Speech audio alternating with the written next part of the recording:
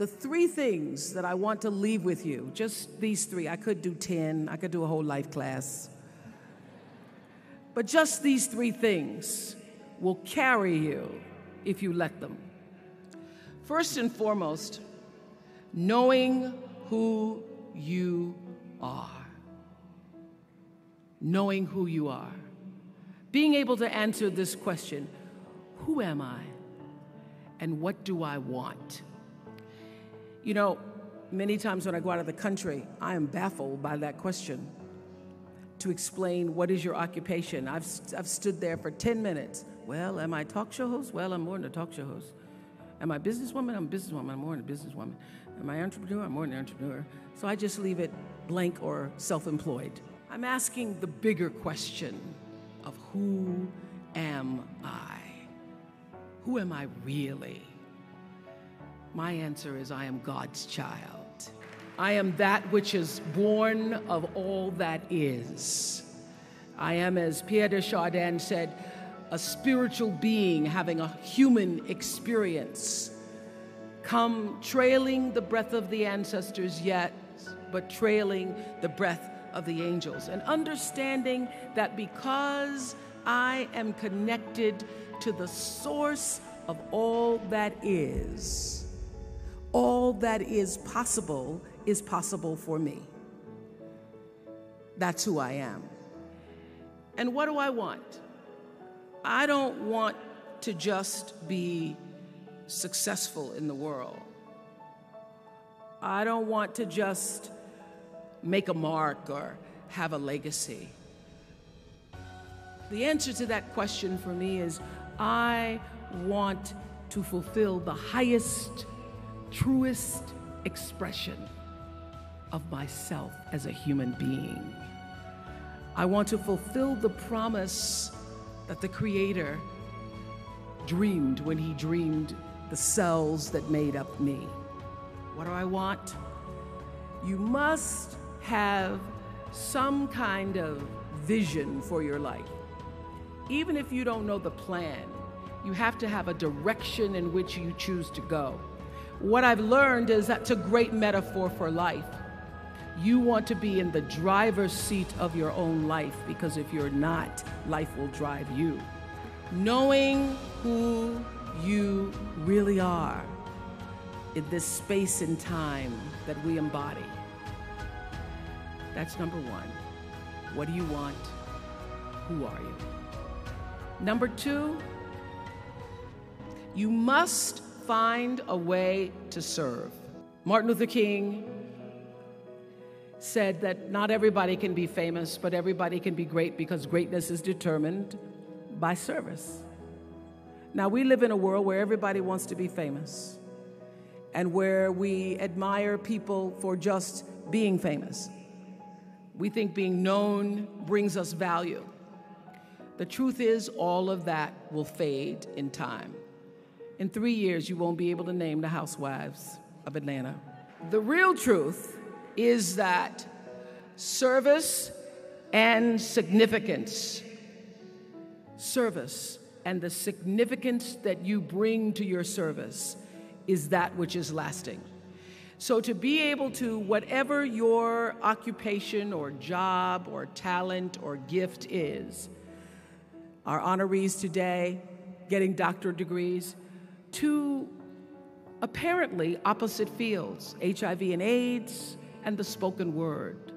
But what they have in common is service, using the spoken word in service to community and the world, using your knowledge and information about HIV and AIDS and medicine in service to the world. And if you look at all the most successful people in the world, whether they know it or not, they have that paradigm of service. Everybody's talking about Mark Zuckerberg and IPO. Service. Jay-Z rapping. Service. Through the word, to people, through song. For many years, I was really just happy to be on TV, and people would stop and say, "Oh, you on TV?" "Yeah, I'm on TV. I like being on TV. It's a nice job." And it was about the time that I received my honorary doctorate from Spelman around 1993, so I don't know if that had something to do with it. I thought of myself as Dr. Winfrey. That I went back and I took a long look at what it was I was doing on TV and made a decision that I was no longer going to just be on TV, but I was going to use TV as a platform, as a force for good, and not be used by TV. And I will tell you, my decision to make that significant change in the way I operated on television, using television as a service, changed my career exponentially.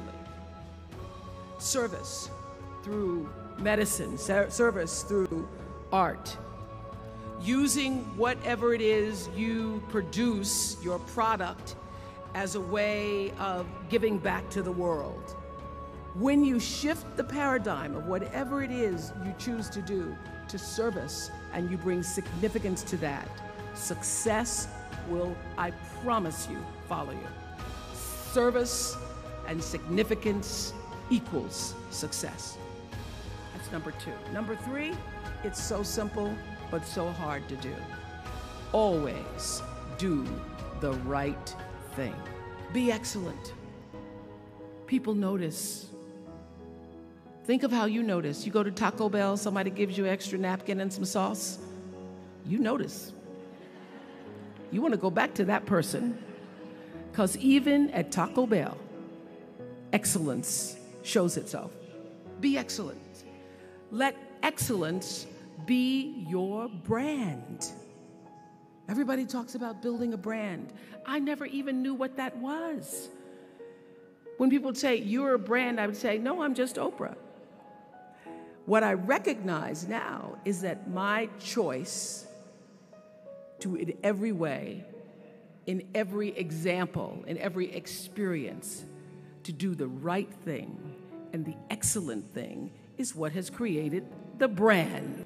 And what I know is that when you are excellent, you become unforgettable. People remember you. You stand out. Regardless of what it is, you become an unforgettable woman. And that is what we all want. We want to be unforgettable and not forgettable. So doing the right thing, even when nobody knows you're doing the right thing, will always bring the right thing to you. I promise you that. Why? Because the third law of motion is always at work. For every action, there's an equal and opposite reaction. That is so true in all of our lives. So you don't have to worry about revenge or getting back at somebody, making sure they pay.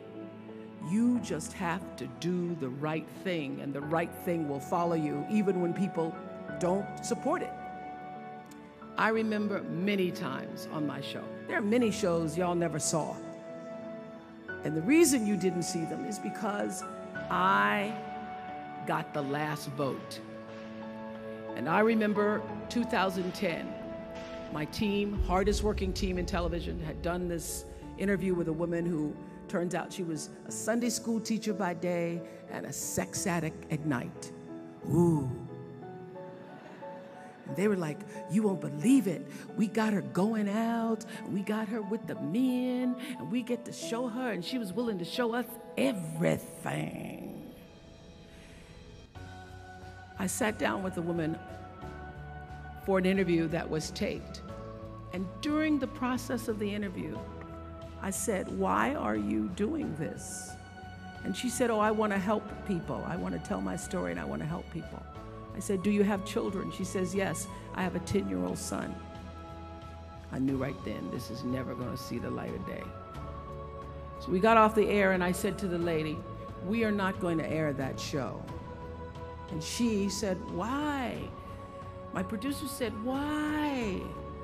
She knew she was being filmed. She knew what she was saying. She knows what you... I said, because her son will never get over it.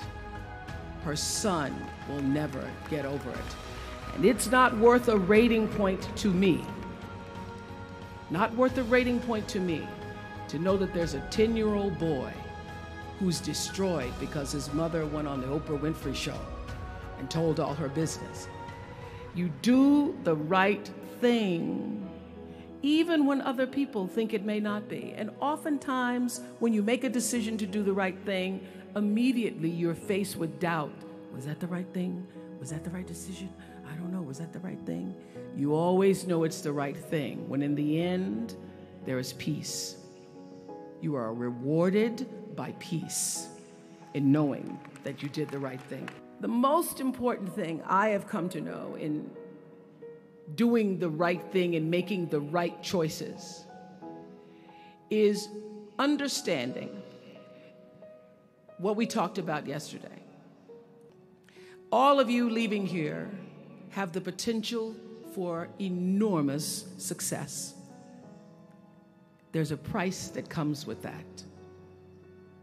People don't always like you, and they're not always happy for you.